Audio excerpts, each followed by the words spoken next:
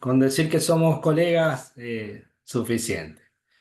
Muy honrado, la verdad, de presenciar este encuentro.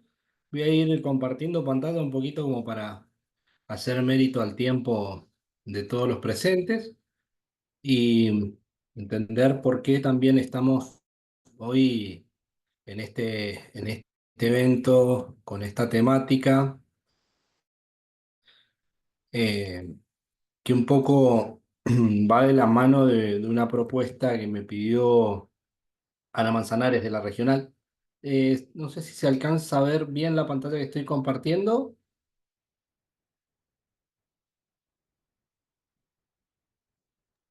Sí, ahí se ve bien. Perfecto. Cualquier inconveniente, bueno, me dicen, porque por ahí no tengo la imagen mía en pantalla y este, lo vamos coordinando. Bueno, en primera instancia, entender un poquito de conceptos. Me parece que eh, lo esencial y lo más meritorio de toda esta jornada y esta Semana Internacional del Acceso Abierto en términos de las posiciones frente a la comercialización nos hace introducirnos en algunos conceptos fundamentales. Eh, por ahí en alguna de las partes que presentó Florencia de los roles que un poco me han tocado desempeñar o me tocan desempeñar en el ámbito público y en el ámbito privado, hay una esencia que es el paraguas que creo que nos congrega a todos, sobre todo en la Universidad Tecnológica Nacional, que es el bien común.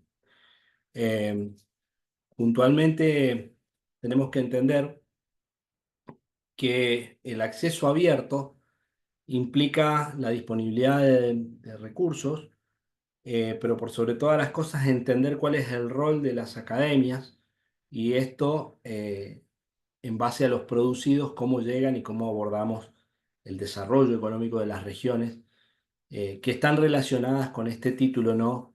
De la posición frente a la comercialización. En primera instancia, yo quiero hacer la distinción de qué hablamos cuando hablamos de acceso a la información y de la comercialización, porque yo le di dos enfoques a esta presentación que vamos a ver el día de hoy, que tienen que ver con la comercialización de la información que se genera en sí, y ya ahora vamos a hablar el porqué de esta afirmación. Y por el otro lado, el desarrollo económico, que va de la mano del crecimiento de distintos tipos de comercio a niveles regionales. Entonces, en primera instancia, y seguramente la gran mayoría de los que están acá saben mucho más respecto del acceso abierto, del acceso a la información que yo, pero sí hay un concepto que me interesaría mucho debatir, y acá, bueno, quiero hacer un paréntesis porque esto no pretende ser ni mucho menos un monólogo, así que por ahí quien tenga alguna pregunta o algo, no sé si Florencia vos vas a ir moderando algo, córtenme cuando lo creas conveniente.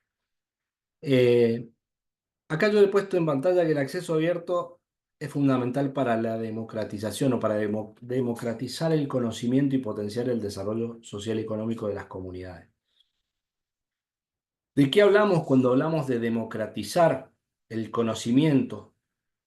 Justamente hoy estamos atravesando determinadas circunstancias en las entidades públicas que van de la mano también de cómo lo están padeciendo o cómo se están desarrollando los sectores privados. Y van de la mano. Un sistema democrático en realidad debe garantizar igualdad de condiciones y una equidad necesaria para el desarrollo de todos sus individuos por igual, que luego se van a potenciar para llevar adelante eso que llamamos desarrollo y que lo abocamos a un análisis de desarrollo social y económico dentro de las comunidades en donde nos involucramos, ¿no? Entonces, es importante tener en claro esto, qué significa o qué definimos como el acceso abierto a la información, ¿sí? Eh, Básicamente es practicar el acceso de liberar todos los producidos que se dan en ámbitos públicos o privados y estén siempre disponibles para impactar bajo ese paraguas del bien común. Eh, Voy a tomar algo que venía trayendo recién, que respecto de las relaciones que hoy yo tengo y que quizás sean un poco lo que puedo aportar a esta charla, ha sido la de siempre relacionar, en función también de una antigüedad de participación en proyectos dentro de la universidad, vincular el sector privado y distintos sectores sociales a propiciar ese acceso a la información y a los producidos que se dan en las casas de altos estudios para mejorar las condiciones del entorno. Entonces, cuando hablamos de acceso libre, y a mí hay un concepto que también me trae esto de hablar de acceso libre que tiene que ver con el concepto de la gratuidad que hablamos dentro de las universidades. Y acá yo siempre hago la distinción entre la diferencia de la gratuidad de nuestras casas de estudio con el término de gratis. Sabemos todos que nuestra universidad funciona como tantas otras universidades públicas en base al aporte que se recauda a través del Estado y sus organismos. Entonces, cuando nosotros hacemos una simple ecuación de origen y aplicación de recursos, nos damos cuenta de que nada de lo que hacemos se genera de forma gratuita. Entonces, ahí me gusta hacer esa distinción porque de alguna manera, si la entendemos bien, lo que estamos diciendo es que estamos haciendo una especie de economía circular del conocimiento. ¿Por qué una economía circular del conocimiento? Porque partimos y volvemos al lugar dentro de ese flujo circular del conocimiento que se da entre la economía doméstica, las empresas y la academia. ¿Qué quiero decir con esto? Que siempre es necesaria la retroalimentación desde el ámbito público, el ámbito académico y el ámbito privado de una manera creciente. En nuestra región, San Rafael, puntualmente, nosotros tenemos contextualizado un cambio de matrices productivas. Es una región, muchos quizás ya lo sepan, es una región de secano. Nosotros estamos involucrados en un oasis artificial dentro de las regiones de nuestro país, que requiere de una constante evolución y de un constante trabajo de las distintas instituciones para mejorar y mantener las condiciones económicas y sociales. También a eso le sumo que nosotros pertenecemos dentro y por muy buena suerte, dentro del entorno educativo, a una de las ciudades de la Argentina que es un polo universitario. Entonces, ahí llevo a la relación que se da entre los individuos en este marco de acceso a la información hasta llegar a conseguir la sociedad que se busca y cuál es la interacción que se da entre el ámbito público y el ámbito privado. Un poco desde mi experiencia y desde esta otra institución que integro, que es la Fundación Centro de Desarrollo Empresarial, he tratado desde los comienzos de vincular a través de distintas formas de trabajo, mesas de trabajo, generación y propuesta de clústeres educativos, de bajar a la sociedad y bajar a los individuos el producido que se da en las universidades.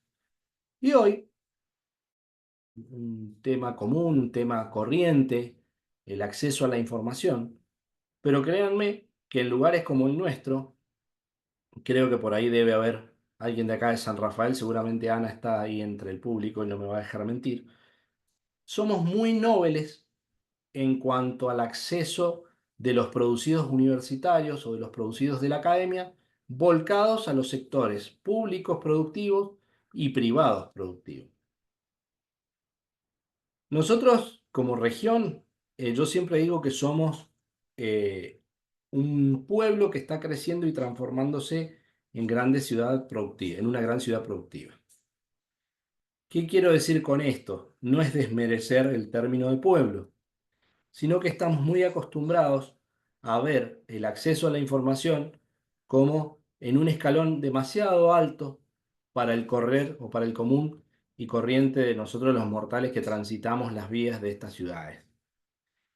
La realidad es que hace muy poco tiempo empezamos a vincular a través de estas instituciones intermedias a esos producidos que estaban de alguna manera desconectados y que no permitían pegar el salto en el desarrollo económico de las regiones y que tiene que ver un poco con este concepto que hablamos de la comercialización de la información o de la comercialización del conocimiento.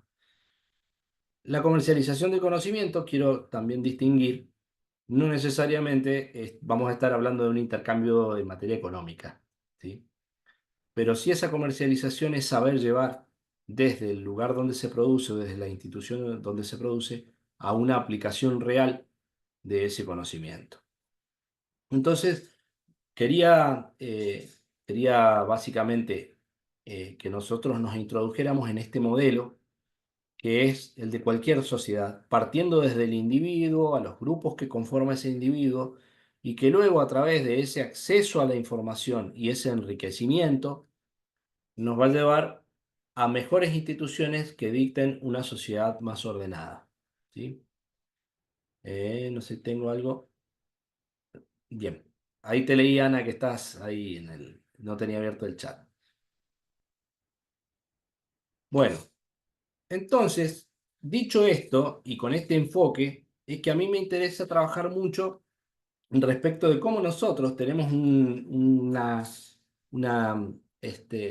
gran rol y una gran responsabilidad que debemos asumir desde las instituciones en donde se genera el conocimiento que luego nosotros vamos a propiciar al medio. Y repito un poco lo que decía recién, nosotros estamos en una región en donde ese conocimiento creíamos que estaba al acceso de todo el mundo y cuando empezamos a interactuar entre el municipio, entre las instituciones, cámaras empresarias, entre algunos organismos provinciales y algunos organismos estatales nacionales que funcionan en la región y la academia, empezamos a encontrar todos los baches con los que seguramente se encuentran cada uno de ustedes en las regiones que están representando esta tarde. Y acá es donde nosotros empezamos a poner un poco la mirada más de cerca para poder cambiar y lograr la sociedad que queremos tener, en términos de una sociedad más igualitaria, más justa, de garantías en cuanto a transparencia institucional y que la generación de los grupos sean grupos que se nutran de aquellos individuos que se pueden enriquecer de los producidos de la academia. Dicho esto, tenemos que entonces retomar cuál es el impacto de esa democratización del conocimiento, ¿sí? Yo entiendo, en términos profesionales, el acceso abierto como la posibilidad de solicitar como un individuo involucrado dentro de una sociedad o no, con determinado acceso a recursos económicos o no, pero que de alguna manera me garanticen igualdad de condiciones frente a otro individuo que habita la misma sociedad. Entonces, el impacto en sí de democratizar el conocimiento es garantizar que ese acceso abierto del que estamos hablando y al que estamos haciendo referencia en esta semana del acceso abierto a la información, entenderlo como un factor trascendente y clave para que nosotros podamos acceder a esos recursos formativos del individuo que terminen traduciéndose en generaciones de desarrollo social y económico regional. Como región, como país, nosotros estamos en una relación democrática entre conocimiento y utilización de factores de la producción bastante desigual y bastante desordenada. Por eso creo que hablar del impacto en la democratización del conocimiento también nos tiene que llevar a hablar de cómo nosotros generamos ese conocimiento y lo colocamos como casas de altos estudios, vinculándonos correctamente en aquellos sectores en donde es necesario trabajar con determinados conocimientos. ¿Y a qué me refiero con esto? Las regiones de nuestro país generalmente están desarrolladas desde un ámbito público, de un ámbito político público, en función de generar el crecimiento económico, muchas veces sin tener en cuenta el trabajo sobre los bienes abundantes de cada región. Voy a dar un ejemplo. Nosotros estamos en la región Cuyo y puntualmente la provincia de Mendoza es rica en determinada cantidad de recursos, determinadas condiciones ambientales que hacen a esos recursos. Sin embargo, también desarrollamos un montón de negocios y un montón de empresas y un montón de instituciones basadas en aquellos bienes que tenemos más escasos.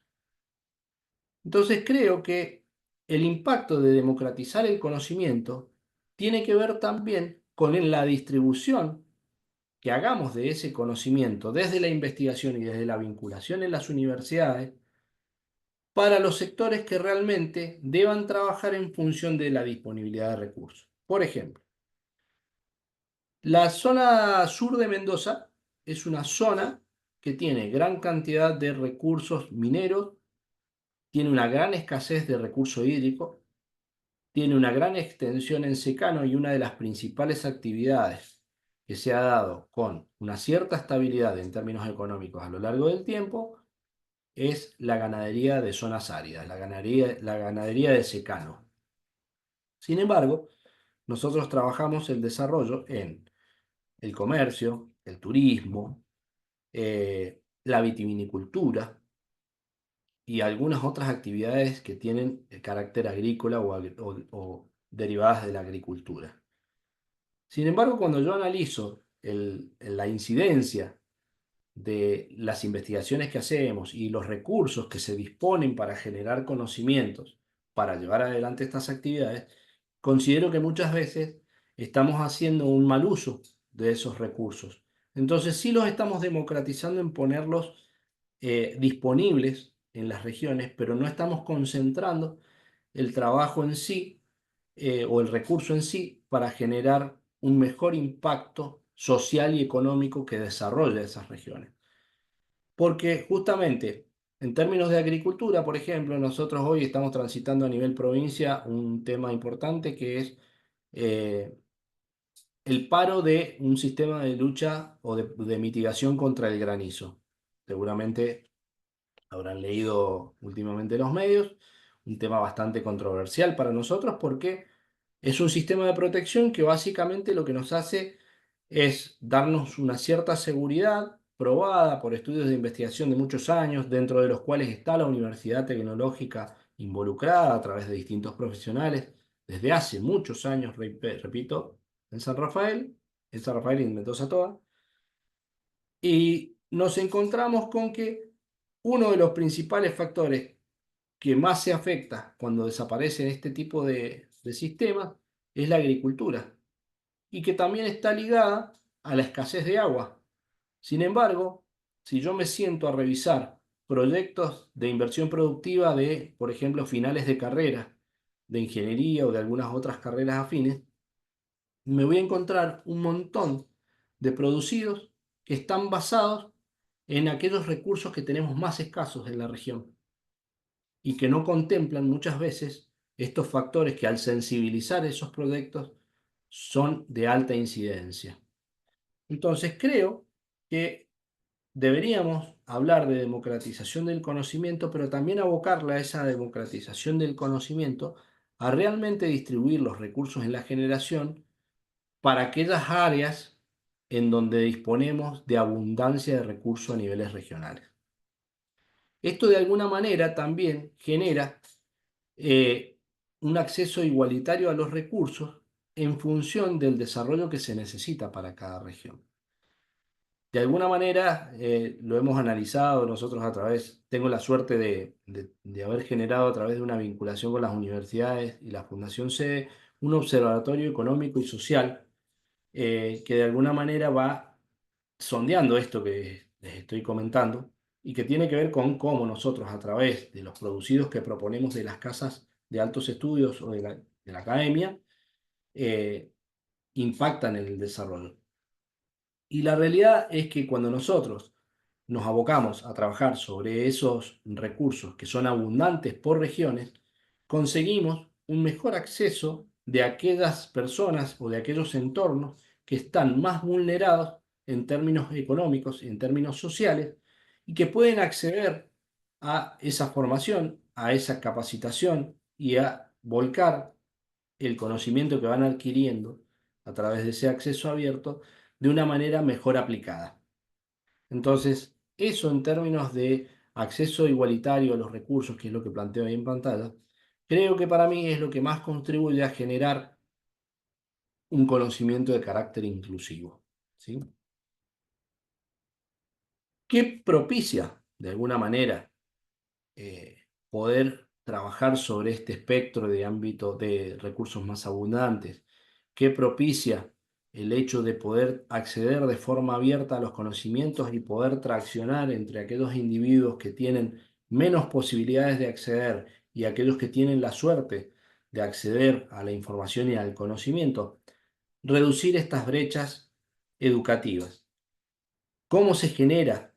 No queda otra, creo yo, que a través de un compromiso genuino de las instituciones. Y acá es donde voy caminando, si ustedes se habrán dado cuenta, sobre ese esquema que les presenté de alguna manera al principio, partiendo del individuo a la formación de grupos, y cuando hablamos de grupos hablamos de esos grupos vulnerables o aquellos grupos menos vulnerables, aquellos grupos que tienen acceso a los recursos, aquellos grupos que tienen menos acceso a los recursos o que no lo tienen, y vamos caminando hacia cómo eso de alguna manera impacta en las instituciones que conformamos. Esta reducción de brechas educativas de la que hablo va de la mano de ese crecimiento de los grupos de individuos que de alguna manera van acercándose a ese conocimiento que se genera desde las casas de altos estudios y que se retroalimenta y debe retroalimentarse desde los sectores productivos, públicos o privados. ¿Cómo se genera o cómo lo venimos generando? Creo que es muy importante siempre hablar en estos aspectos de las experiencias reales que hemos tenido. Nosotros en la regional tecnológica, en la regional San Rafael de la Tecnológica, venimos desarrollando, por ejemplo, un programa de vinculación en áreas de STEAM. Esta vinculación a un proyecto de STEAM nos acercó a escuelas de carácter, en su gran mayoría, urbano marginales, en donde nos encontramos estas brechas educativas. Nos encontramos, cuando nosotros nos sentamos, la verdad, en cualquiera de nuestras regionales a trabajar, créanme que deberíamos sentirnos súper privilegiados del acceso que tenemos al conocimiento y a las herramientas que propician la generación, la adquisición y el acceso al conocimiento o a la información que se genera. Y por eso es que cada vez me convence más de la responsabilidad social que debemos acompañar y que debemos afrontar cuando nos sentimos parte de una institución de altos estudios que genera ese conocimiento y que puede apuntalar las brechas educativas. Nosotros a través de este acceso a recursos académicos y vinculándolos al medio, creo que enriquecemos el medio y de alguna manera va permitiendo que nuestras instituciones, entre ellas la universidad toda, a través de sus representaciones en las regionales, en este caso y demás, van mejorando su carácter institucional, van generando un carácter institucional más serio, más participativo y que de alguna manera empieza a salir bajo este concepto de acceso abierto, empieza a salir a cubrir las necesidades reales que tiene cualquiera de los medios en donde está involucrado. Y ahí es donde aparece la gran diferencia entre una sociedad de acceso a la información de manera abierta y no. Y acá es donde retomo el concepto de la comercialización del conocimiento o de la comercialización de la información en sí. Los sectores productivos privados son los que generan los recursos de alguna manera para que el Estado, a través de estas instituciones, pueda generar y pueda crecer o hacer crecer las matrices productivas que achiquen las brechas sociales y que permitan acceder con más facilidad a la formación de recursos, a la formación de personas y a que trabajemos en un ámbito más igualitario y equitativo. Pero entendemos también que el rol de la universidad es acercarse para reducir esta brecha a los que menos acceso tienen a esos recursos. Y yo, en palabras que intercambio permanentemente con distintos actores, defiendo la responsabilidad social como concepto enmascarado o incorporado dentro de este acceso abierto a la información. Porque una empresa privada, grande, mediana, y tomo medianas y grandes porque generalmente las empresas chicas vienen de la mano de individuos que parten de grupos más vulnerables respecto del acceso que otros de mayores recursos, tienen que entender la responsabilidad de poder volcar al medio y de que son también generadores de información que muchas veces pueden pagar. Y cuando yo puedo pagar a profesionales que generen diversos estudios, que generen producidos, si bien voy a tener protecciones de los producidos, tengo que no perder de vista el enriquecimiento de mi entorno. Y de eso se trata un poco la responsabilidad social. Entonces, lo pongo codo a codo con el rol de las academias en cuanto a ese acceso abierto.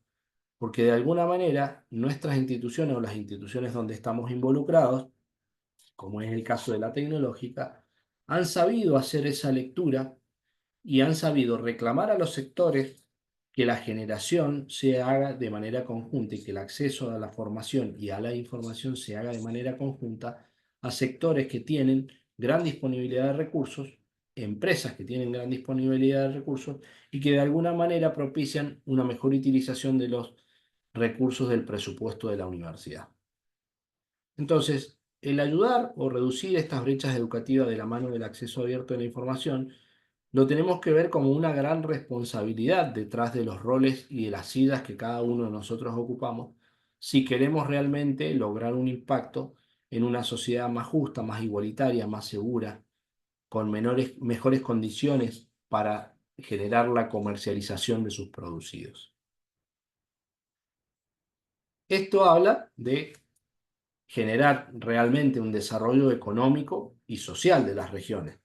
Porque tener mayor información, tener mejor información, tener información precisa o conocimientos producidos por las instituciones educativas, en este caso, la universidad, los centros de investigación, las actividades de vinculación y extensión que muchos de nosotros llevamos adelante más que la investigación. En el caso mío, prácticamente no hago demasiada investigación, me dedico más a vincular y a dar la oportunidad de que quienes generan esa información lo hagan de una manera más aplicable, si se quiere, de alguna manera lleva a que las pequeñas regiones económicas, o que hoy estemos hablando de regiones económicas, que son conjuntos de localidades con factores productivos similares. Entonces esto de alguna manera lo que hace es impulsar ese desarrollo, mejorando las condiciones de bienestar social. Y acá se ponen en tela de juicio un montón de esquemas de cómo funcionan los estados y cómo funcionan los privados y cómo funcionan las instituciones que conforman los públicos y los privados también para generar oportunidades de desarrollo.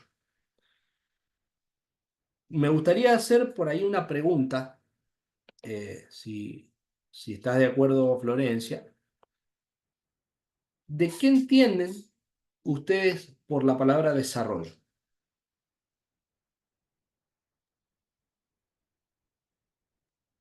Crecimiento, avance,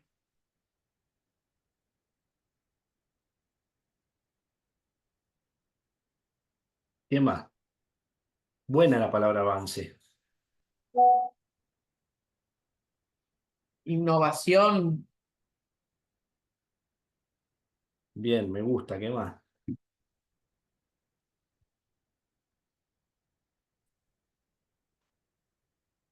Después te voy a contar una anécdota, profe, de lo que sucedió acá en Resistencia en cuanto a la buena voluntad que tenemos nosotros como universidad, a la mala intención también de lo que me sucedió a mí en mi biblioteca con una clase política. Pero bueno, o sea, era un proyecto, mientras contestan los compañeros, era un Bien. proyecto, se vencía el plazo de una plata que venía para X y no tenían el proyecto y se vencía a las 18 y el gobernador quería antes de las 18. O sea, no hicieron el proyecto. el proyecto vencía y no es que sale de una hora para otra, o sea, no hicieron el trabajo. ¿Y qué querían? Un proyecto que sea para seguridad del puente Chaco Corriente. Ya querían un proyecto. ¿Y cómo? ¿A dónde fueron? A la Facultad de Ingeniería, a la UTN. Como no encontraron en la UNE, que también tiene ingeniería civil, iban más, querían más innovación, entonces, chao, fueron a la... O sea, iban a hacer un proyecto que vencía a 3 horas y no tenían nada, entonces, ¿dónde fueron? Al repositorio. Después, esa es la mala intención. Sí, iba a ser para un desarrollo económico o no. No sé qué iba a ser, pero los malos intencionados son ellos, que van y buscan y se hicieron, me imagino que se hicieron dueños del proyecto, de los proyectos de los alumnos, porque en realidad lo que sacaban eran los proyectos finales de carrera, y sí había trabajo con el puente Chaco Corriente, la iluminación, de la seguridad, porque la gente se suicida, entonces, bueno, toda esta, esta clase de políticos malos es lo que ensucian la buena intención de todos los argentinos, porque la verdad estamos todos acá. Es para todos, para crecer, pero no para que se adueñen. Por eso, a mí me encanta es el desarrollo económico, social y todo, pero bueno, es lo que quería contarte, lo que sucedió acá, y que sí, ocupan nuestras cosas. Está perfecto, me encanta, bueno, me encanta esta interacción porque como les dije recién, no pretendo ni mucho menos que esto se convierta en un monólogo. Tengo 18 años en el aula y en 18 años en el aula siempre les digo lo mismo a mis alumnos. Ustedes no piensen que vienen a escucharme a mí y que se van a ir a la casa a esperar que yo les haga un examen. Acá yo vengo a escucharlos a ustedes también porque creo que eso es lo que enriquece. Y así que te agradezco mucho, María Laura, porque esto que estás planteando es parte de lo que de alguna manera intento que veamos. Eh, Tengo la dicha de que hoy me toque trabajar desde el ámbito público y trabajar desde el ámbito privado. Estar de los dos lados del mostrador, si se quiere. Y es muy importante esto que vos estás planteando, porque generalmente en la universidad y sobre todo desde algunas instituciones públicas gubernamentales, no se entiende que este acceso abierto a la información del que nosotros estamos hablando ahora y esto que vos estás planteando, tiene que ser para un enriquecimiento colectivo. Desde el ámbito privado voy a tomar algo que venía diciéndoles recién.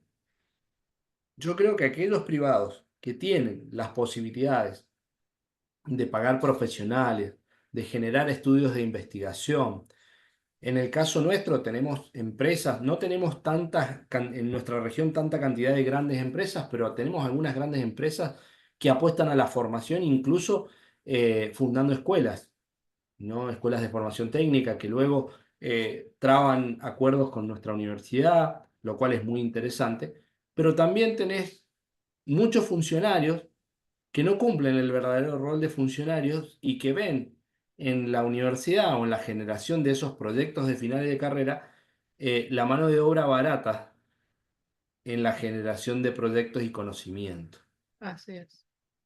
Yo creo que ahí es donde nosotros tenemos que hacer el clic que de alguna manera nos debe a interpretar qué es lo que nosotros entendemos como acceso abierto a la información y cuál es el objetivo de ese acceso abierto a la información.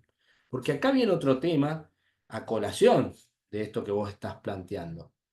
Las universidades y las regionales tienen sus producidos propios que en gran medida van derivados de proyectos de investigación o van derivados de proyectos de finales de carrera. Ustedes saben mejor que yo que los repositorios están llenos de proyectos de finales de carrera. Yo viví un caso puntual. Yo terminé ingeniería industrial en febrero del 2007. Mi proyecto fue trabajar sobre un determinado bien escaso en la provincia, que es el agua. Y nosotros nuestro proyecto final lo terminamos, rendimos, aprobamos y ese proyecto quedó en el repositorio de la regional.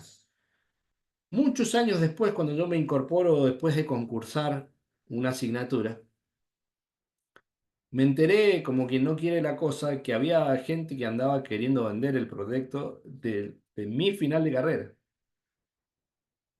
Y esto es un poco lo que vos planteaste recién. Digo, el acceso abierto a la información no te garantiza que tengas la libertad de hacer afectando al otro.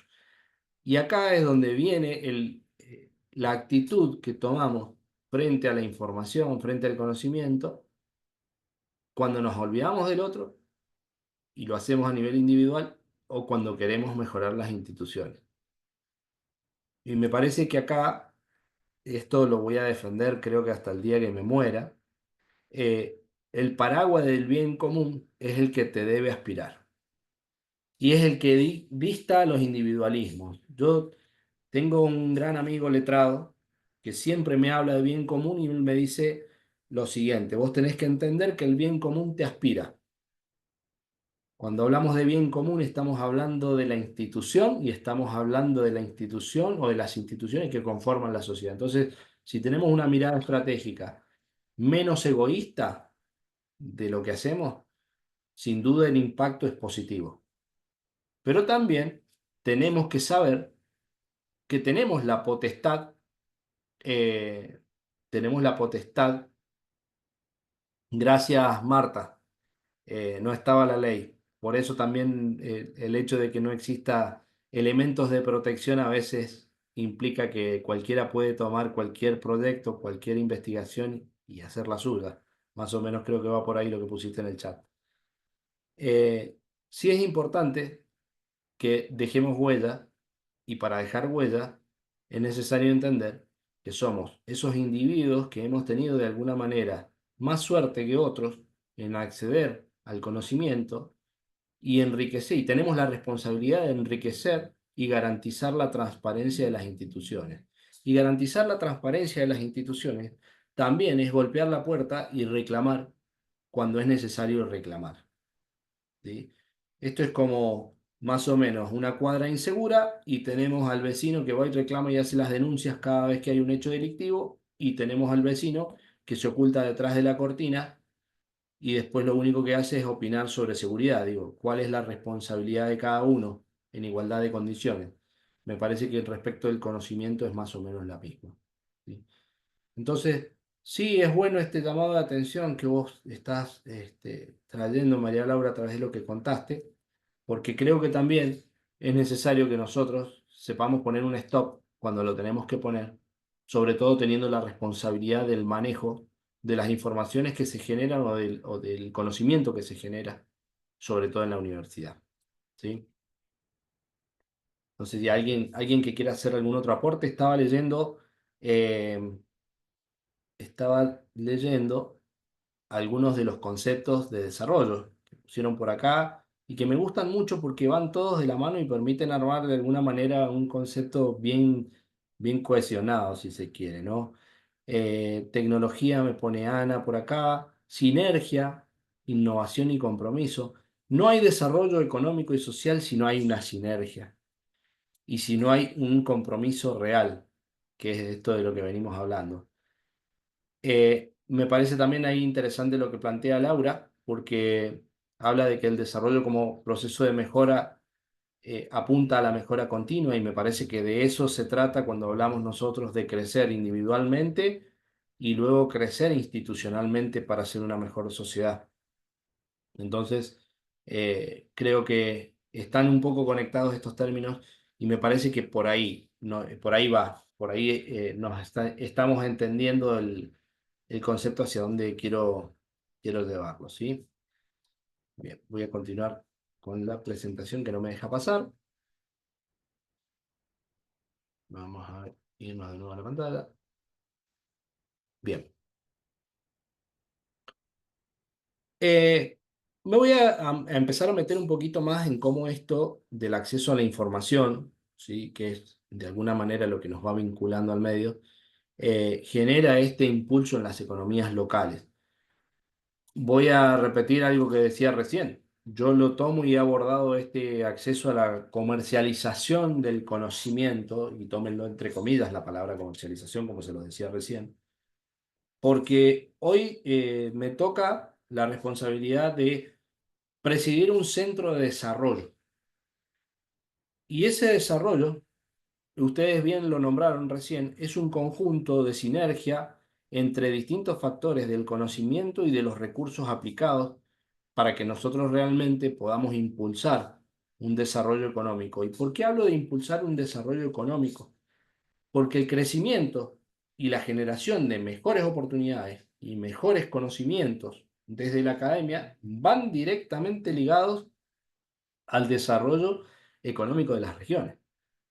Ustedes saben bien que tenemos subdividido, a mi modo de ver, está como bastante mal dividido, pero bueno, vamos a tomar algunas posturas ahí de diversos autores, eh, en cuanto a estratos sociales, llamémosle, o estratos económicos sociales.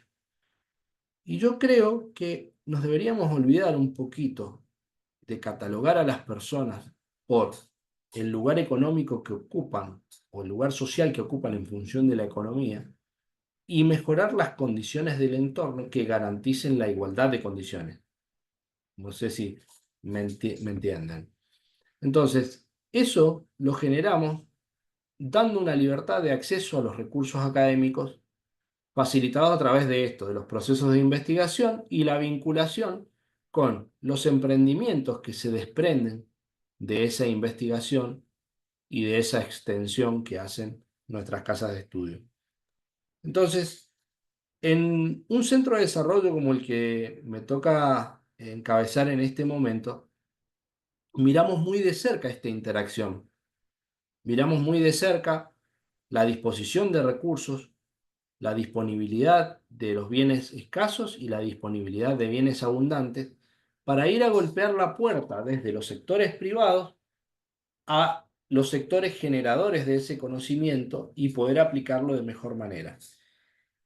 Si yo tengo, por ejemplo, emprendimientos productivos de carácter agrícola, creo que una de las formas de vincular el conocimiento y mejorar las condiciones que van a impactar en el desarrollo económico de ese emprendimiento, por ejemplo, puede ser incentivar a la investigación sobre la utilización de un recurso como puede ser el agua.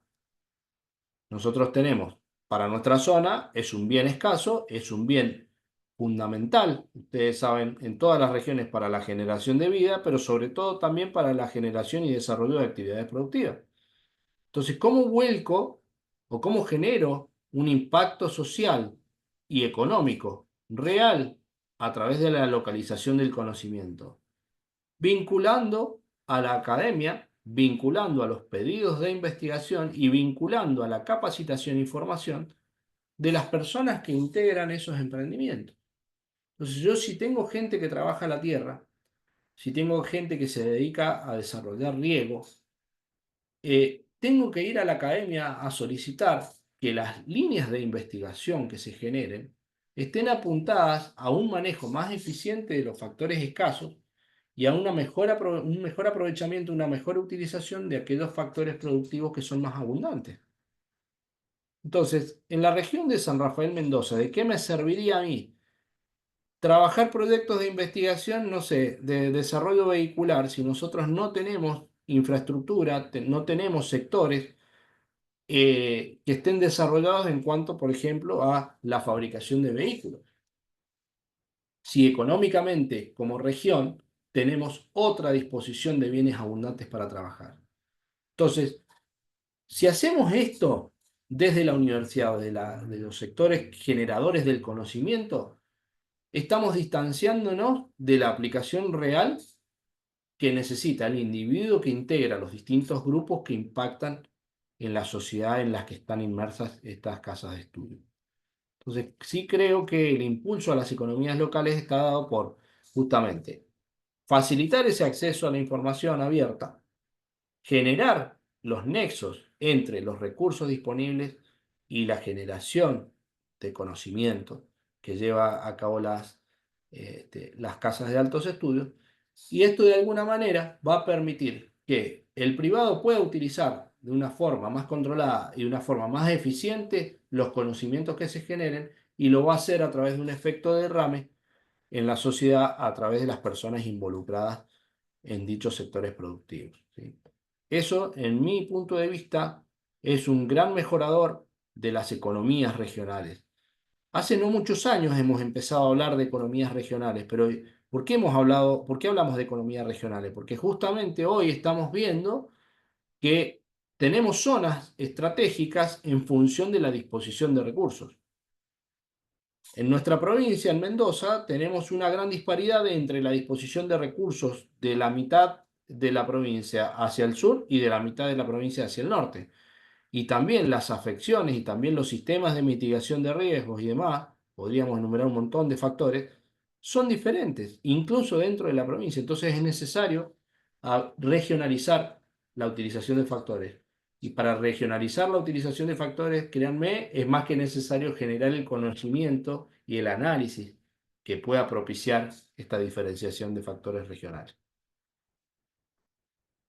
¿Qué beneficios sociales? Esto no les voy a dar demasiada lata con esto, porque en base a lo que presentó recién María Laura, creo que tenemos claro cuál es el beneficio social que ocasiona entonces, en función de lo que hemos venido hablando, tener un acceso abierto a la información, tener acceso abierto al conocimiento, tener acceso abierto a los repositorios sin que eso implique que ninguna institución se adueñe de ese conocimiento para obtener un rédito en carácter individual o en carácter grupal.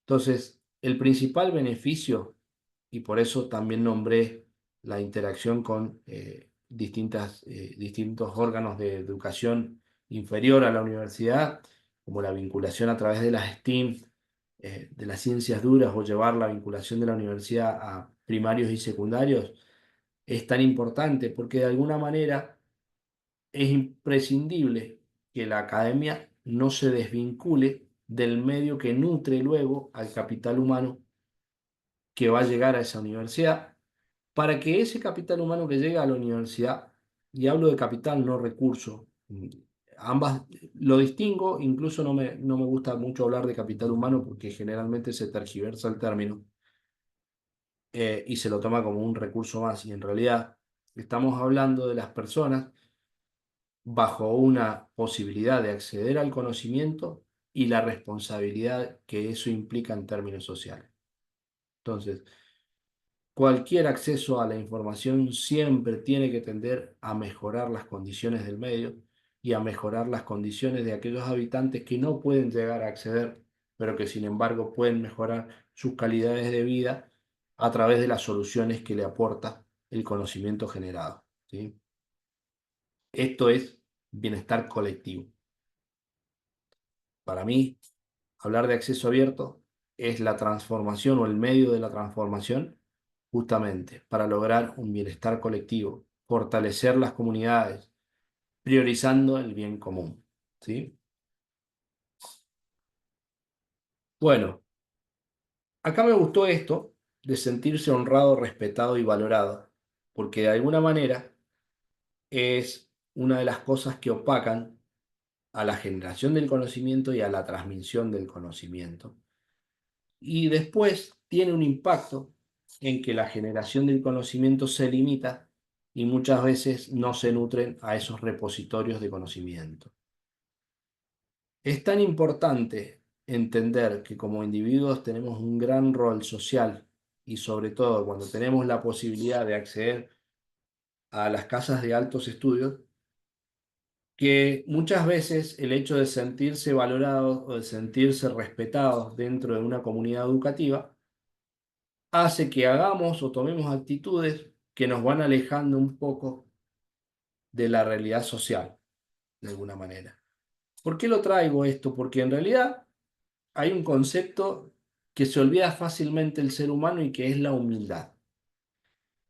¿La humildad en qué? La humildad en saber que las labores que tenemos adelante o el granito de arena que podemos poner para desarrollar nuestras regiones, sin duda que nos lleva a ser respetados socialmente o institucionalmente, pero no nos debe subir a un pedestal, porque cuando se genera esa separación, cuando se genera esa subida a un pedestal de quienes tienen la responsabilidad de generar y transmitir conocimiento, eh, creo que es donde desaparece la mejora de la calidad de vida de los habitantes de una sociedad. Sí mejoramos las condiciones individuales, pero desaparece este paraguas del bien común del que yo hablaba recién. Y de alguna manera, esto hace que en vez de mejorar e incrementar las oportunidades laborales o de crecimiento, las estanquemos de alguna manera. ¿Sí? Bueno, ¿tienen algún ejemplo ustedes de fortalecimiento de comunidades que hayan visualizado a través del acceso abierto a la información? Yo tengo un montón de ejemplos. Ana está acompañándome desde acá de la regional. Tenemos un montón de ejemplos porque la verdad es que nosotros a nivel regional como UTN trabajamos mucho esta interacción, como les decía recién, pero me gustaría por ahí escucharlos, así aprovecho y tomo un trago de agua. Casos de fortalecimiento de comunidades que ustedes hayan palpado derivados del acceso abierto a la información.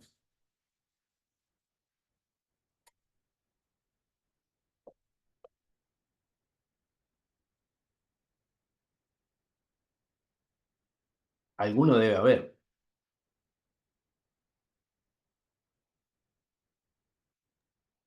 Mientras tanto, te hago una pregunta, Gerardo. Vos que Sí, estás Florencia. tanto en el ámbito privado como en el público, ¿cómo se ve desde el ámbito privado las intervenciones de lo público, por ejemplo, las universidades?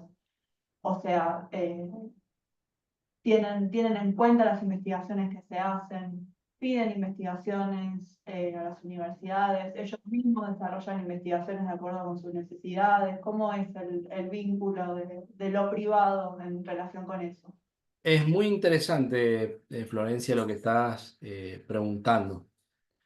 Yo he sido un gran motor, por no decirles muy hinchapelotas, con la gente que me acompaña trabajando, porque, a ver, yo nunca he sido un potentado, tengo emprendimientos privados, pero han sido emprendimientos que siempre han surgido de la nada y han surgido y siempre muy agradecido y por eso convencido de devolver realmente a la comunidad parte de lo que he obtenido en la formación han surgido en base al conocimiento que me han aportado las casas de altos estudios y las vinculaciones con las personas que integran esas casas de altos estudios.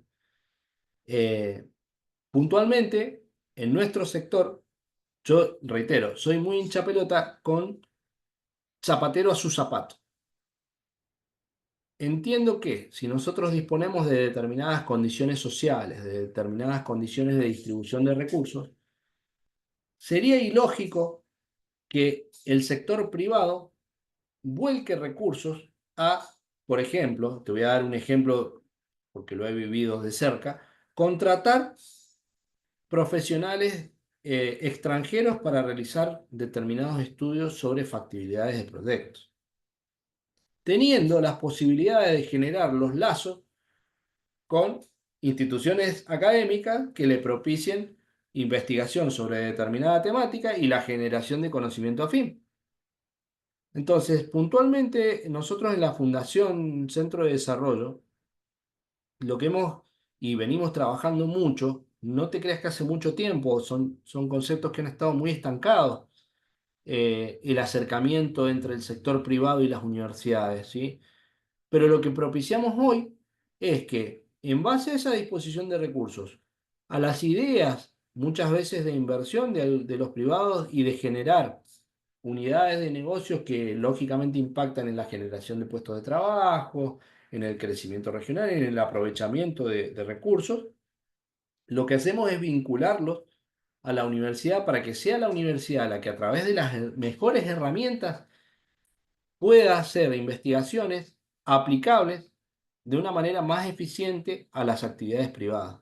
Entonces hoy lo que nosotros tratamos de hacer en ese centro de desarrollo es vincular a la institución privada o a la entidad privada con las universidades. Por eso hablé en algún momento de un proyecto que da vueltas que nosotros hace 2 años, 3 años venimos impulsando, es la generación de un clúster educativo.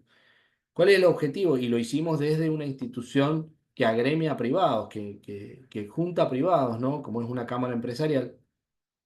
Lo que hicimos es decirle a las universidades, vengan y siéntense, porque ustedes poseen el conocimiento, estamos en una ciudad universitaria y es totalmente necesario que se nutran tanto las empresas con el conocimiento de las universidades, como las universidades retroalimenten y puedan generar la alimentación de esos repositorios a través de la investigación desde las necesidades reales del sector privado. Entonces, de alguna manera, lo que nosotros traccionamos cada día es el lazo entre la generación de conocimiento de la universidad y el acceso a la información de la universidad para generar el impacto social y económico regional, ¿sí? Obviamente que después, de la mano de esto, viene un ruido que siempre hace este concepto, que es decir, es más fácil para el privado no poner dinero y ir a buscar el conocimiento gratis a la universidad. Y ese es el concepto que yo estoy tratando de desdibujar, porque creo que la universidad genera producidos propios a través de sus regionales y del trabajo que hacemos cada uno de nosotros y cada uno de ustedes que están del otro lado, y tiene un valor intrínseco muy grande y muchas veces es difícil ponerlo en términos económicos si no lo medimos a través del impacto que genera en el desarrollo social y económico regional. ¿Sí? Entonces, es muy importante esta pregunta que haces porque es interesante que nosotros entendamos el concepto todo y cuál es la sinergia que se debe dar entre el sector, en el sector privado con el sector académico. Porque también, buena esa aclaración, Gabriela, de términos de agregar valor. Justamente, el sector privado, vinculado a la academia, genera una sinergia que agrega valor de ida y de vuelta. Genera valor tanto para el privado y su desarrollo económico, pero también genera un agregado de valor y potencia el desarrollo del sector del conocimiento y que obviamente se vincula a una mejor calidad de vida y un desarrollo social. Entonces creo que son cosas que no las tenemos que perder de vista nunca y que van de la mano. Por eso la exigencia, la gran exigencia que se debe hacer tanto del sector académico como del sector privado a los demás sectores del Estado, ¿sí? Porque ahí es donde aparece el tema de los distintos gobiernos que no encuentran la capacidad de sus funcionarios de generar proyectos y van a presentar proyectos financiados muchas veces o a pedir la limosna al sector privado y los están extrayendo, como planteaba María Laura, de los repositorios de la academia. Me parece que esa es una desconexión que no debemos permitir, va en contra del desarrollo real y tangible y sostenible a lo largo del tiempo. Creo fielmente esto que plantea Gabriela eh, que habla de agregar valor, ¿sí? Agregar valor en todos los aspectos. No sé si un poco eso responde la pregunta a Florencia. Sí, bárbaro. Y de hecho me quedo con algo que vos dijiste de que la universidad ya tiene, bueno, la frase de capital humano y los desarrollos de una estructura armada que, bueno, en este contexto en el que estamos hoy, con el ataque al CONICET y a las universidades, eran bueno, pero que estas investigaciones las hagan los privados. Y la universidad ya tiene el expertise, tiene la formación, tiene en algunos casos laboratorios, experiencia, gente que está hace años. Entonces, por ahí uno que está en el ámbito y conoce, no tiene sentido que un privado arme toda esa estructura que por ahí ya está armada y tardó muchos años, cuando se pueden aprovechar los recursos del CONICET o de las universidades. Yo haré una cosa más, si nadie se anima a hablar. El año pasado, sí, el año pasado estuve en San Francisco. Bueno, me llevaron a recorrer laboratorios, otras instalaciones donde hacen pruebas para empresas Sí, que hacen grupos de investigación. Entonces tienen su grupo instalado en esos lugares donde hacen pruebas para las empresas. Lo mismo también mencionar de Neuquén con el gasoducto, que fue un proceso en el que la universidad estuvo muy involucrada con sus carreras, porque Neuquén tiene carreras específicas de perforación, de pozos petroleros, de gasoductos, oleoductos, pero también con sus profesionales. Entonces, bueno, aportar un poco de eso, de cómo se transforman y cuál es la vinculación de la universidad con las comunidades. Bien, es que es excelente esto que estás planteando porque creo que de eso se trata, ¿no? Eh, Digo, para mí el generar una estructura desde el ámbito privado para hacer lo mismo que hace la universidad no tiene sentido porque es una mala utilización de recursos. Entonces creo que si el objetivo es la transformación de las comunidades, y acá es donde tiene que ir de la mano el accionar público como el accionar privado, y hago la distinción del ámbito público, porque en realidad cuando vos hablas del ámbito académico, estás hablando tanto de la universidad pública como de la universidad privada. Acá es importante esto porque muchas veces hablamos de la competencia entre las universidades públicas y privadas, y en realidad lo que tenemos que ver es mirar un poquito más allá de la competencia que se puede dar en términos de carrera, se pueden dar en términos de oferta, pero estamos hablando de lo mismo, estamos hablando de centros académicos abocados a la generación de conocimiento. Esos centros académicos abocados a la generación de conocimiento, públicos o privados, generan esas herramientas y desarrollan su estructura, que es lo que vos estás planteando para una transformación. Entonces, la generación de estructura o de infraestructura en el ámbito privado de las empresas para hacer lo que ya hacen los centros académicos, para mí es una pérdida y un derroche de recursos disponibles. Entonces, ¿qué mejor que hablar y promover el desarrollo social y económico que vinculando, mejorando la generación de conocimiento y, como dice acá en la pantalla, mejorando las habilidades locales? Y esto tiene que ver con una mejor utilización de esos recursos, que creo que es lo que vos estás planteando. Entonces, por ejemplo, conozco muy poco, la verdad es que el sector de petróleo y gas estuve vinculado en algún momento, pero hace muchos años atrás, y también veo que se aplicó bastante poco la vinculación a las universidades, que hoy, sin embargo, de alguna manera está tendiendo a revertirse. ¿Por qué? Porque al privado también le resulta muy caro montar esas infraestructuras que las academias ya tienen pensadas para la investigación y el desarrollo. Entonces, la lectura coherente de todo esto es realmente esto. Es decir, ¿vale la pena disponer de determinados recursos cuando ya los tengo disponibles en la reposición o en la vinculación con la universidad? Bueno, esa es la lectura que tenemos que hacer cuando hablamos de transformación de las comunidades locales. Y este es un llamado de atención que tenemos que hacerles todos a nuestros gobernantes, en realidad. Porque en realidad, no nos olvidemos, nosotros somos quienes estamos en la diaria y estamos acostumbrados a hacer una república presidencialista que cada 4 años cambia las reglas de juego, se olvida, hace borrón y lo que escribe con la mano lo borra con el codo. Y así hacemos una mala utilización de los recursos de los que disponemos y nos frenan para el desarrollo real como una economía que tiene para crecer por todos lados. Me parece que esa lectura es leer el potencial que tenemos y llevarlo adelante. Y vuelvo a recalcar el término de responsabilidad que nosotros tenemos por estar o tener ese acceso, la suerte de ese acceso a las instituciones de formación superior. ¿Sí?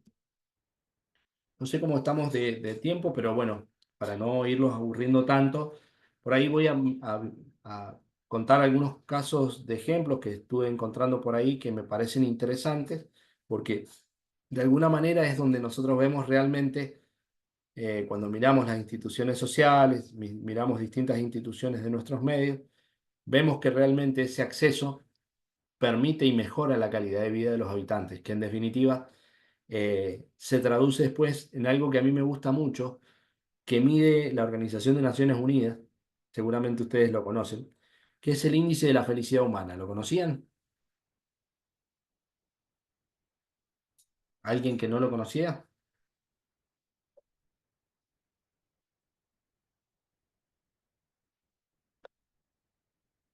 Chan, ¿de qué estoy hablando?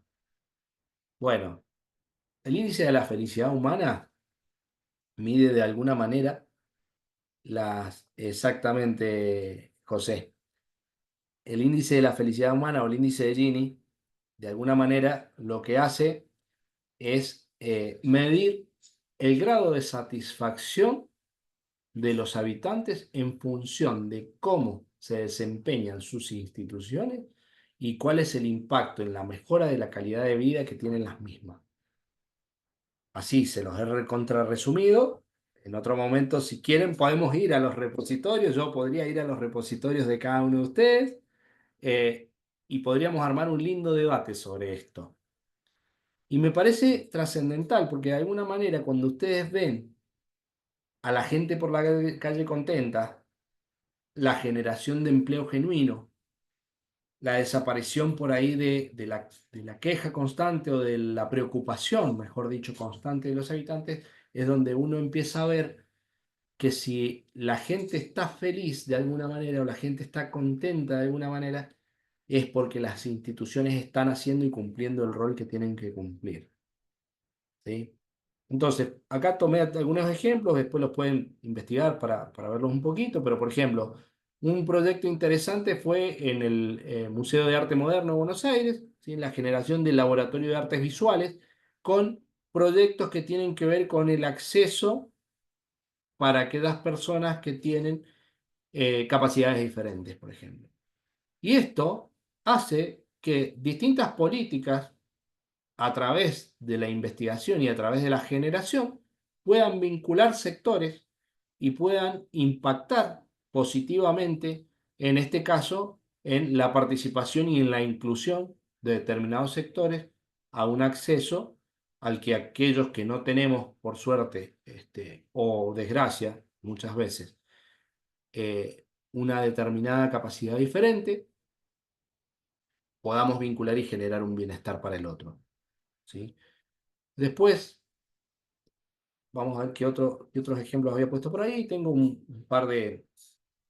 Bueno, acá tomo el caso de nuestro Centro Tecnológico de Desarrollo Regional. La Universidad Tecnológica Nacional en este aspecto ha sido dentro del país una de las pioneras en desarrollar un lugar en donde confluyen distintos organismos que han buscado potenciar esto que hablábamos recién, que es el crecimiento de las regiones a través de una mejor utilización de los recursos. Entonces concentramos en un centro tecnológico de desarrollo regional, fíjense el término regional en no recuerdo cuántos años tiene, Centro de los Rellenos ya, eh, pero la importancia de empezar a hablar por regiones y ser pioneros en empezar a trabajar sobre la abundancia de recursos y las necesidades sociales sobre esos recursos de los que se disponen. Entonces, es importante este, este centro de desarrollo también como un proyecto llevado a cabo por la universidad y que genera de alguna manera esa nutrición permanente de los conocimientos que aportamos a las distintas regiones, ¿no? Bueno, esto lo voy a pasar rápido porque es más de lo que hemos venido hablando, cómo mejoramos nosotros la productividad de las regiones a través de ese acceso abierto y cómo esos accesos abiertos de alguna manera van haciendo también que aparezcan oportunidades nuevas, porque lo que estamos haciendo es, un poco lo que planteaba Florencia, vincular las estructuras ya existentes con las necesidades que aparecen del medio y ser más efectivos y eficientes a la hora de tomar decisiones y de involucrar instituciones públicas y privadas. ¿Sí? ¿Para dónde vamos? Alguien recién creo que habló de innovación también cuando hablábamos de desarrollo. ¿Sí? Acá yo les muestro las distintas regiones y cuando hablamos de competitividad, estamos hablando de cómo el conocimiento que nosotros ponemos a disposición de actividades productivas de alguna manera potencia las posibilidades que tenemos en la utilización de los recursos regionales para mejorar las condiciones económicas y sociales a nivel global. Muchas veces cuando se habla de competitividad lo asimilamos a la competencia entre sectores, la competencia entre empresas. Y en realidad tenemos que entender que esa competitividad justamente es la diferenciación a través del agregado de valor que que hace de una manera más eficiente la utilización de los recursos para las distintas producciones, de tangibles o intangibles. Y cuando hablo de intangibles, incorporo también la economía del conocimiento, ¿sí?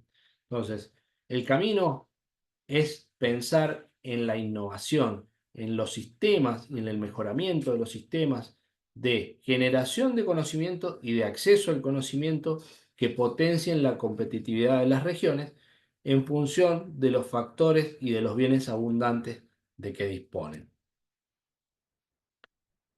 Esto, arranqué la charla hablando de esta cuestión, de la equidad, de la igualdad en el acceso y de la inclusión. No lo perdamos de vista. Creo que nosotros tenemos una gran responsabilidad de fomentar y de sostener la equidad en el acceso a la educación superior y a los recursos, al conocimiento, siempre de una manera equitativa y justa. Y tiene que ver un poco con lo que planteaba María Laura también recién, en saber dónde sí y dónde no se dispone o se puede disponer del acceso abierto. Eh, Sin control perdemos el potencial. Sin reclamo a lo justo, perdemos el potencial. Entonces, la garantía de lograr una equidad o de lograr una sociedad más justa en cuanto al acceso al conocimiento también va de la mano de la responsabilidad y del reclamo genuino que nosotros podamos llevar adelante, ¿sí? Obviamente que esto va a ir de la mano si nosotros vamos mejorando eh, la disposición del acceso y la disposición de recursos de conocimiento al medio, va a ir mejorando y va a ir nutriendo cada vez más nuestras casas de altos estudios, porque va a propiciar mejores condiciones de vida y mejor acceso para que cada vez más personas puedan acceder a profesionalizarse y a profesionalizar las instituciones que integran y obviamente una sociedad más enriquecida, ¿sí? Y acá, como para ir finalizando, eh, voy a tomar de vuelta la tensión que se genera entre esto que denominamos el bien común, derivado por el acceso abierto a la información, y la comercialización que se genera en torno a, a la información o al conocimiento que se genera.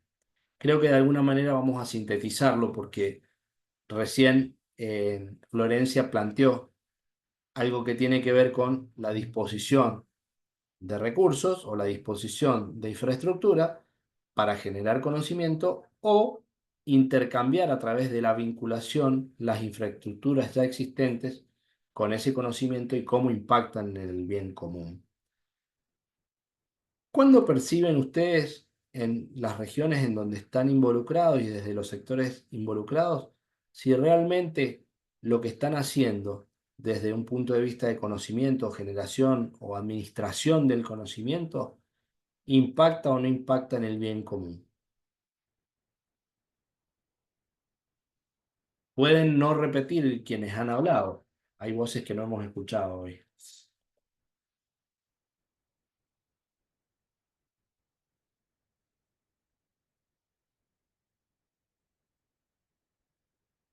¿Nadie? Vamos, anímense a que las voces sean oídas.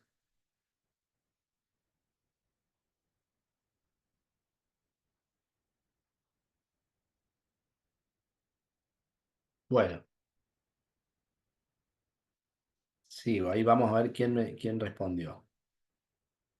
En proyectos emprendedores, dice Gabriela. Cuando la comunidad nos da prestigio, dice Silvana. Qué interesante el planteo de que la comunidad te dé prestigio. Fíjense que hay cosas que vienen solas muchas veces, que denominamos, dependiendo de dónde nos paremos, como nuestro éxito profesional o personal, ¿no es cierto? Y muchas veces, como hablé en un comienzo, eh, ese prestigio que ganamos o esa lectura que hacemos de lo que denominamos éxito, que sin duda, si yo cito a los 35 que estamos acá presentes, quizás no coincidamos todos en la definición del éxito, ¿sí? De alguna manera entendemos que el reconocimiento es parte de ese éxito, ¿no es cierto? Ahora, necesariamente, para que exista bien común, nosotros necesitamos ser reconocidos. Yo creo que no. En lo personal creo que no. Me parece que ese bien común es mirar más allá de esa estructura de individuo y extrapolarlo y llevarlo hacia adelante a la sociedad, pasando por la institución y por el grupo que integra. Quien reconoce al individuo es el grupo. Quien regula el accionar del individuo a través de la normativa es la institución. Y la que se enriquece es la sociedad. Entonces, si se gana prestigio si uno hace o aporta al bien común, en eso coincido, pero creo que no tiene que ser la mirada. Cuando entendemos, en este caso, hablando del conocimiento, que el bien común está por encima de todos nosotros y que cuando estamos propiciando que otros accedan a las herramientas que nosotros tenemos con mayor facilidad, estamos mejorando la sociedad. Entonces estamos apostando a ese bien común. Y entonces, ¿dónde se genera esa tensión entre el proceso de la comercialización del que veníamos hablando? En entender que en realidad la comercialización como proceso del conocimiento no es hablar del marketing, no es hablar del intercambio económico del conocimiento, sino es de hablar de la disposición de recursos y los lugares en donde yo ponga esos recursos para lograr el bien común a través del acceso al conocimiento. Creo que acá podemos disentir o podemos acordar y está bueno, porque seguramente en esta interacción de los términos que les he planteado, es muy interesante entender, interpretar qué entiende cada uno por un proceso de comercialización del conocimiento y por un efecto del bien común. Entonces, por qué lo cerré así como una tensión entre la comercialización y el bien común? Porque muchas veces cuando generamos producidos propios en la universidad que requieran o que equivalgan a generación de recursos económicos, estamos haciendo un proceso de comercialización de ese conocimiento, ¿sí? La diferencia entre generarlo como actividad económica y generarlo como una actividad de bien común va a radicar en el enfoque que le pongamos a esa generación de conocimiento. Entonces, no hay nada de malo en que la universidad, y esto es, le voy a sumar mi opinión, creo que no hay nada de malo en que la universidad entienda la generación de producidos propios como la fuente de recursos para seguir creciendo en términos de desarrollo de conocimiento, porque el objetivo es lograr el bien común. Entonces, esto implica no generar voy a ponerle entre comillas, no generar un kiosco en la universidad, en las regionales, sino entender la importancia del producido propio como la herramienta necesaria para poder disponer los recursos y seguir mejorando la generación de conocimiento. Bien, seguramente hay algunos de ustedes que no estén de acuerdo, está buenísimo y está buenísimo que lo puedan decir. Pero en el gusto está en la diversidad, eh, el gusto está en la diversidad, ¿no? Bueno, ¿qué desafíos nos afrontamos? ¿Qué desafíos afrontamos respecto de el acceso abierto a la información? Achicar la brecha de la desigualdad, eliminar esa presión de monetización de los productos académicos desde un punto de vista comercial. Reitero, miremos siempre sobre el bien común. Si nosotros todas las actividades las miramos desde el bien común, desaparecen automáticamente los procesos de comercialización necesario que entendemos como un intercambio de monetización del conocimiento. Y ahí la diferencia entre comercializar un conocimiento para vender información y comercializar un conocimiento para generar la mejora y el desarrollo de las regiones. Bien, y acá es importante, esto se los traía como para ir cerrando ya, que miremos muy de cerca cuáles son las oportunidades de colaboración. Va un poco de la mano y me sacó un poco de letra Florencia, creo que había leído antes la presentación o no sé, eh, que tiene que ver con un poco la interacción que seamos capaces de llevar adelante. Seguramente algunos de ustedes están vinculados a instituciones de educación secundaria o primaria o algunas otras instituciones de generación de conocimiento, incluso algunos otros sectores pueden ser públicos o privados, y también están de la mano de la universidad. Y creo muy importante, y los invito siempre, a que se pueda generar el lazo de entender cuáles son las necesidades de los sectores, mirándolas siempre desde un punto de vista de disponibilidad de recursos abundantes y cuáles son los roles que puede tomar la academia y los repositorios en mejorar las condiciones de esos sectores. Y eso no se da sino a través de la vinculación entre los sectores privados, públicos y la academia. Básicamente, el generar las políticas públicas para el acceso abierto a la información creo que va de la mano de entender hacia dónde vamos, de entender cuál es el reclamo genuino y de entender que el conocimiento tiene que estar disponible para todos sin un efecto de, como planteaba recién, de monetización.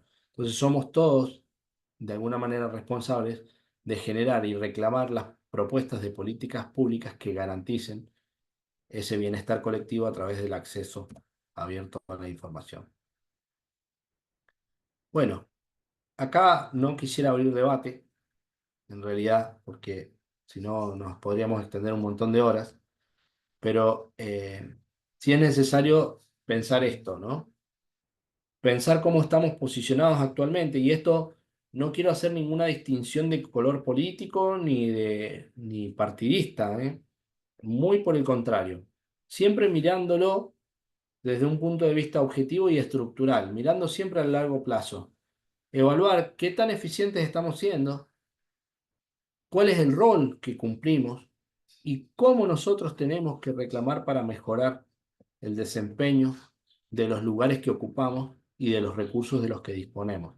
Entonces, evaluar cómo están las políticas actuales y hacia dónde queremos ir creo que es fundamental, tanto por parte de las instituciones académicas como de las instituciones públicas y privadas que no son la academia. ¿Sí?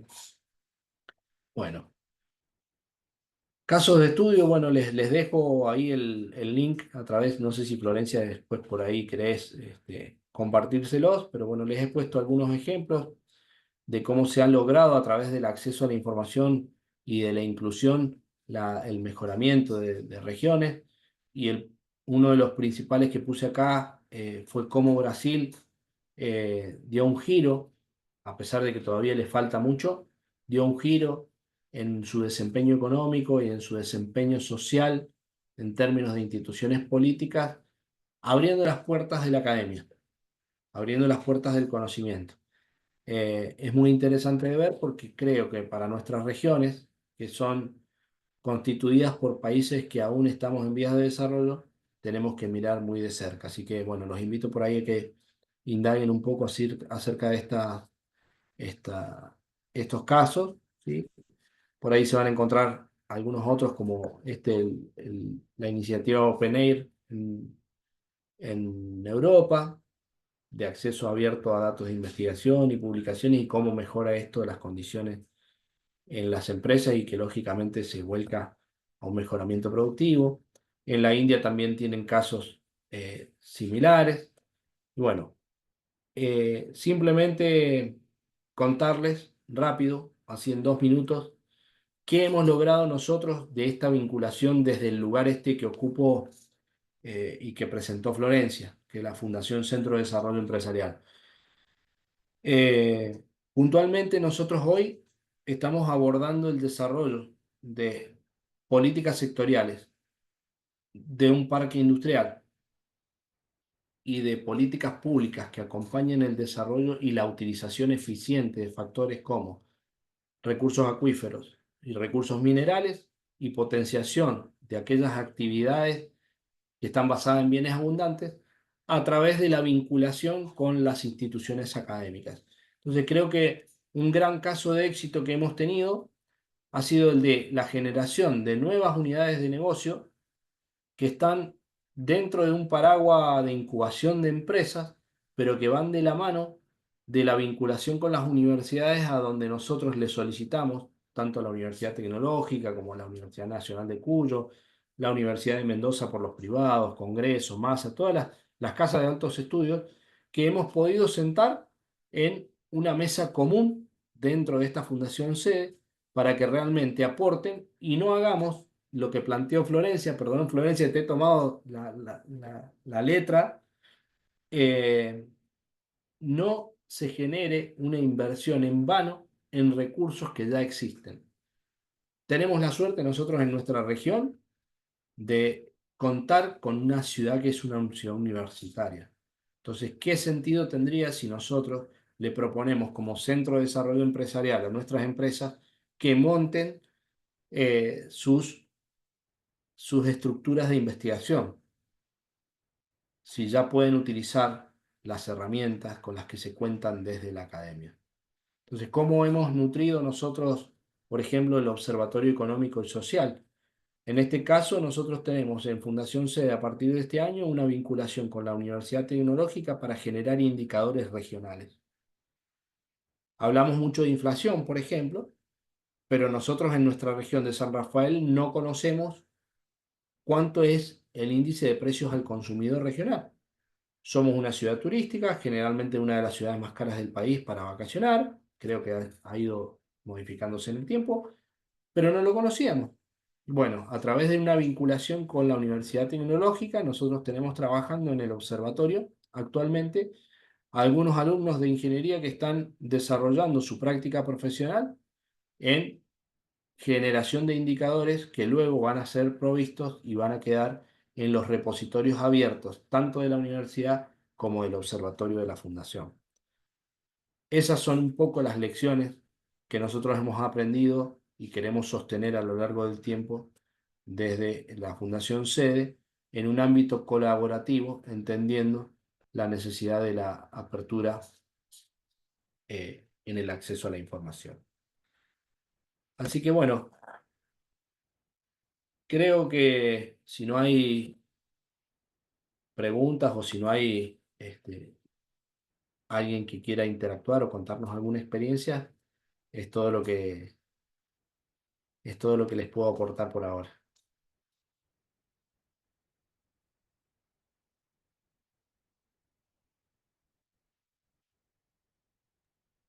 ¿Algún comentario? ¿Preguntas?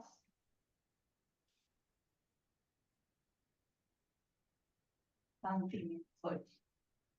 Los he cansado, me parece. Ha sido como mucho tiempo.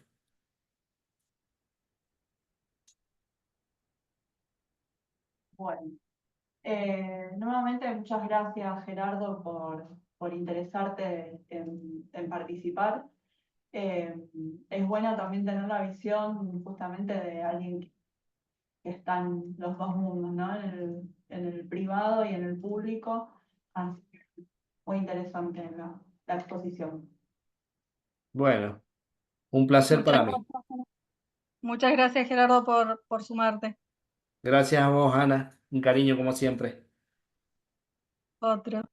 Bueno, para todos que tengan excelente tarde, un placer y a disposición para los que necesiten mi contacto, se los pueden facilitar las chicas. Así que con gusto intercambiaremos algunos conceptos en algún momento. Bueno, empiezo yo entonces a compartir. Lo que vamos a hacer hoy finalmente es hablar del informe del RIA. Mañana vamos a ver un poco las novedades con respecto al repositorio. Bueno, lo que más me interesaba, siempre el eje de este informe va por el mismo lado, ¿no? Lo que más me interesaba es marcar que este año fue un año de récords, la verdad que para tenerlo en la memoria. Vamos a ir por lo más sencillo, que son las charlas y los Zooms que tuvimos con Santa Cruz, Pacheco y Concordia. Santa Cruz y Pacheco hicieron el taller para el personal que realiza la carga en el RIA, y hasta el día de hoy Santa Cruz aumentó su carga en un 279% con respecto al año pasado, y Pacheco un 38,57% con respecto al año pasado. Concordia, que en general viene teniendo una carga bastante pareja, solicitó una charla orientada a enseñanza e investigación y la hicimos sobre normativa nacional de la universidad, las obligaciones y beneficios y un recorrido por el relevamiento mensual. Con respecto a esto, una cuestión que se agrega este año por la situación de las universidades es que no solamente hablar de las obligaciones y los beneficios del RIA y del acceso abierto, sino que en este momento donde las universidades estamos siendo tan cuestionadas, mostrar lo que hacemos, ¿no? Desde la UTN, y es un poco lo que hablaba con la periodista Maricel de la radio de Paraná, es, bueno, cuando nos pregunten qué hace la UTN, bueno, tenemos un respaldo, entre otros, de lo que se está haciendo a través de nuestro repositorio, ¿no? Bueno, también se elaboraron nuevas guías que están en documentos de consultas generales, que son la guía para la consulta de estadísticas, guía para crear o editar subcomunidades, colecciones, una guía para la precarga mediada y guía para mover ítems. Acá en el código QR, no lo dije acá están las presentaciones de la charla de Concordia, y acá es la comunidad de documentos de consultas generales para las nuevas guías. Una de las cuestiones más importantes de este año es que se modificó la ordenanza de políticas del RIA con una nueva normativa. La idea fue poner en una normativa las cuestiones que fueron surgiendo con el uso, cuestiones que no se habían tenido en cuenta en su momento, y con estos años de uso se fueron teniendo en cuenta o surgiendo cosas que no las habíamos pensado en aquel momento cuando armamos la normativa, que nos parecía necesario volcarlas. En este sentido se trabajó con la Secretaría de Planeamiento y Posgrado, con la Comisión de Ciencia y Tecnología, con la Comisión de Coordinación de la Red, y fue revisado por la Comisión de Ciencia y Tecnología Posgrado del Consejo Superior. Y la Comisión de Coordinación de la Red fue revisado también por Asuntos Jurídicos y enviado al SNRD, que nos hizo algunas observaciones y que finalmente está en conocimiento de la nueva política. Resumidamente, las modificaciones, este QR lo lleva al RIA, donde está subida la ordenanza, es que se aclara que los textos tienen que estar a modo completo, y de no estarlo, aclara el procedimiento para aclararlo. Se agrega que la licencia de distribución, concesión no exclusiva de derechos siempre tiene que estar disponible en el RIA para descarga. Se aclara que el autor y autora tiene que elegir las opciones de las licencias Creative Commons, y se explican cada una de ellas, porque lo que vemos es que muchas veces se completa la licencia sin elegir las Creative Commons, y eso no lo debería elegir la persona que encarga, sino lo tiene que elegir el autor o la autora, y que, como estaba previamente, se desconoce cuáles son los permisos de utilización de cada licencia. Entonces eso se agregó en detalle de la licencia nueva. También se agrega que en el caso de autoarchivos, el autor o la autora no está ahora el RIA funcionando con autoarchivo, pero en el caso, o sea, la normativa lo permite, en el caso de que se haga, el autor o la autora, cuando llega al final de la carga y acepta la licencia de distribución, tiene el mismo tenor y los mismos fines que la licencia, como si estuviera firmada de forma analógico-digital. Se aclara que autores y autoras tienen que completar y firmar la licencia, porque también lo que vimos es que a muchas facultades les daban solamente los trabajos y las personas que cargaban tenían que completar la licencia muchas veces sin saber los datos. Bueno, no, esto lo tienen que hacer los autores y autoras y firmar esa licencia, y también se explica cómo se tiene que realizar la firma, porque también habíamos detectado que había dudas entre si se podía firmar y escanear, o si se tenía que ir a la facultad y era un problema, o si la gente era graduada. Bueno, eso también se explica en la ordenanza. Se agrega la posibilidad de precarga mediada. No sé si se acuerdan ustedes que esto lo estuvimos trabajando con Paraná, quien nos planteó si le podíamos dar acceso a un grupo de profesoras de la materia de inglés. Pero como estas personas no tenían experiencia en carga, lo que decidimos hacer es hacer una precarga. Esto significa que las personas que no pertenecen a los equipos locales, por ejemplo, este grupo de profesoras de inglés, podían hacer la carga, y les llega una notificación a los equipos locales, quienes controlan y editan los metadatos y aprueban el archivo, y recién ahí va a estar visible como carga en el RIA.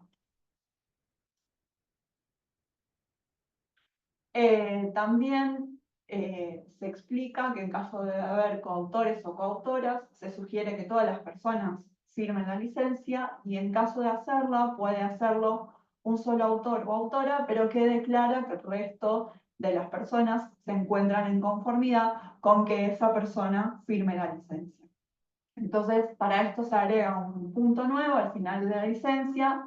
En caso que existan varios autores o autoras, no tengan que reunir todas las firmas, pero se aclare que explícitamente que la persona firmante está declara, o sea, los demás declaran que en conformidad a la persona firmante. Bueno, como les decía anteriormente, se hace una descripción de cada licencia Creative Commons, se agrega el tipo de objeto trabajo final de especialización, que no estaba, y fue una de las sugerencias de la Secretaría de Planeamiento y Posgrado, y en la identificación del documento se agrega más espacio para poner el nombre del proyecto o del trabajo final de carrera, etc. La semana de acceso abierto de 2024, como ustedes saben, se hizo post de historias de Instagram, compartimos el Google Drive oficial de la Open Access Week, se enviaron emails, WhatsApp, y se hizo la comunicación en colaboración con Prensa de Rectorado, quien posteriormente a este evento también va a hacer una minuta de lo que fueron estas jornadas. Esta fue la del año pasado, era también la comunidad frente a la comercialización. Realizamos actividades los días 24 y 25 de octubre, en el que participaron alrededor de 25 personas.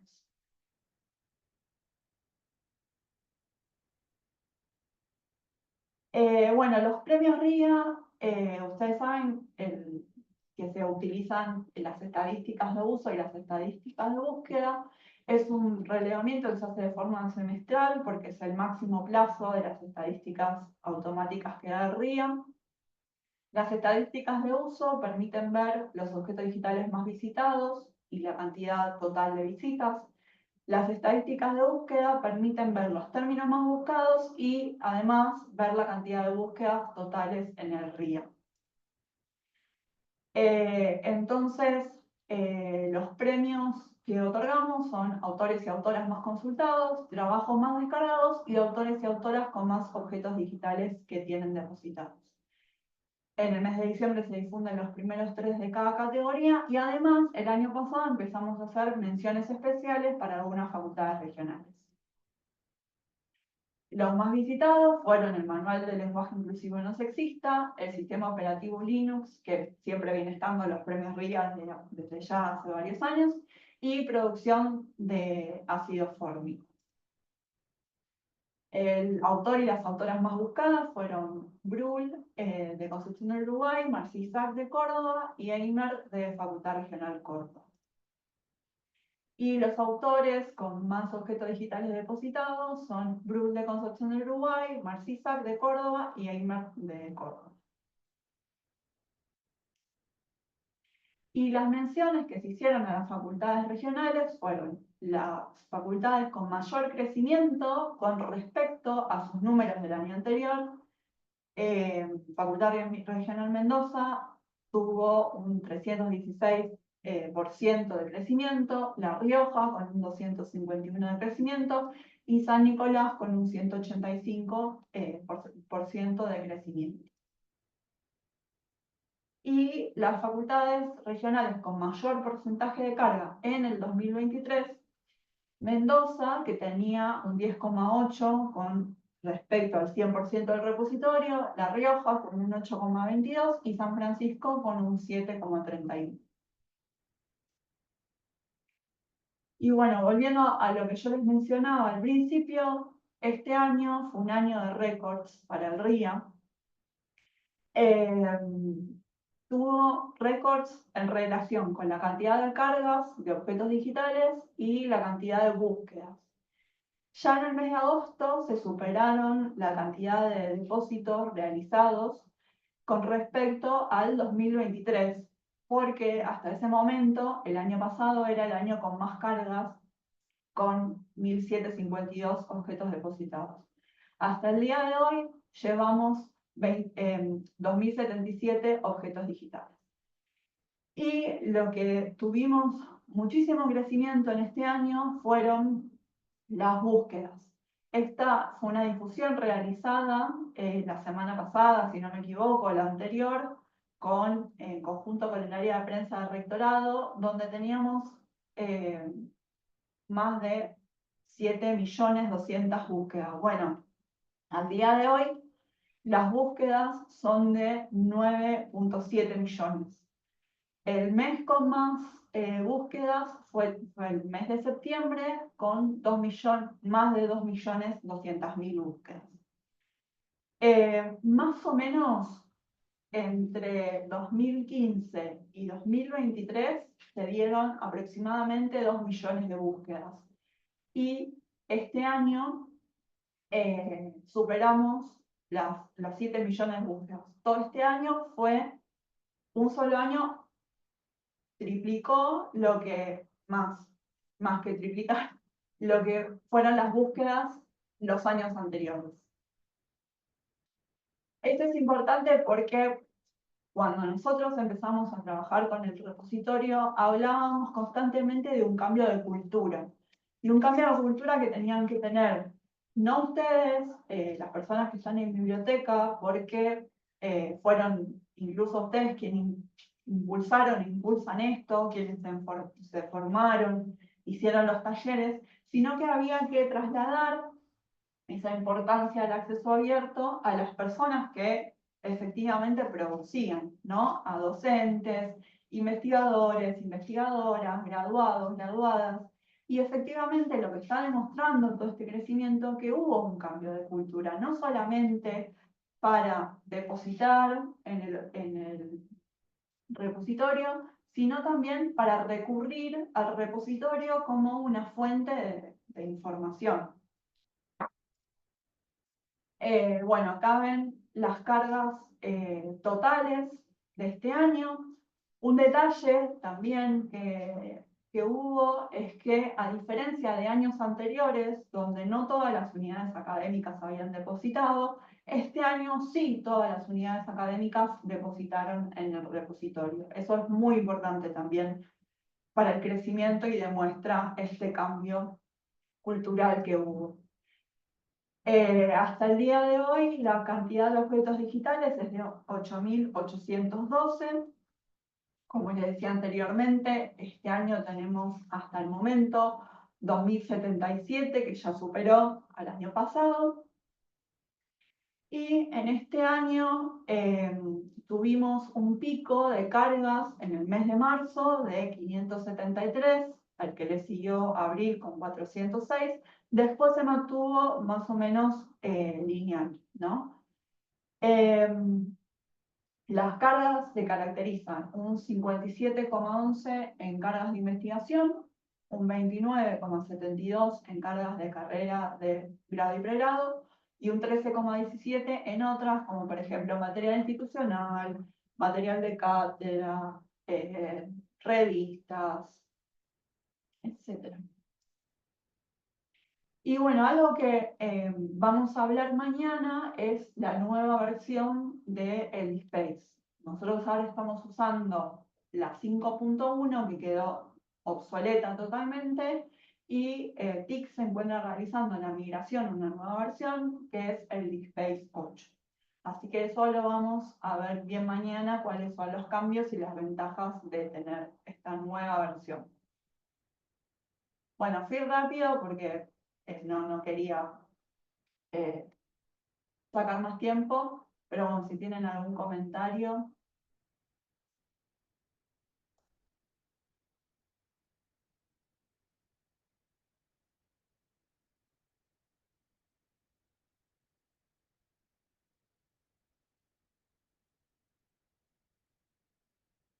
Bueno, veo que nada, así que nos vemos mañana a las 16. Tenemos una charla del secretario de Ciencia y Tecnología de San Francisco y después mostramos algunas de las novedades de la nueva versión de Space. Gracias, Flor. Muchas gracias, Flor. La verdad que el informe excelente como siempre y la verdad que, bueno, orgulloso, ¿no? Cómo se va trabajando y se va ingresando y se va visualizando y ya más que seguro el año que viene va a ser los 10 años de repositorio, entonces estamos dentro de, podemos decir que es un éxito. Sí, sí, sí.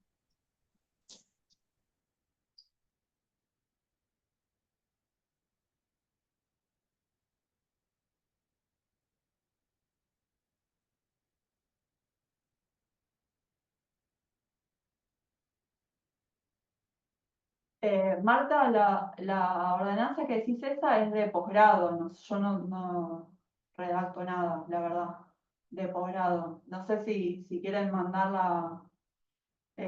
la consulta por mail y yo la leo a la gente de posgrado, pero no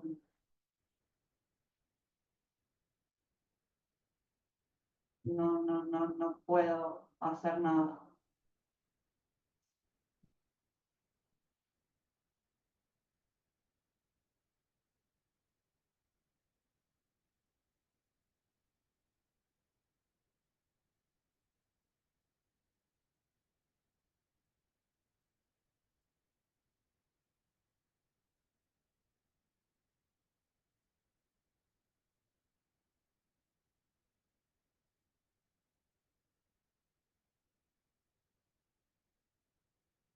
Bueno, lo veo con gente de posgrado.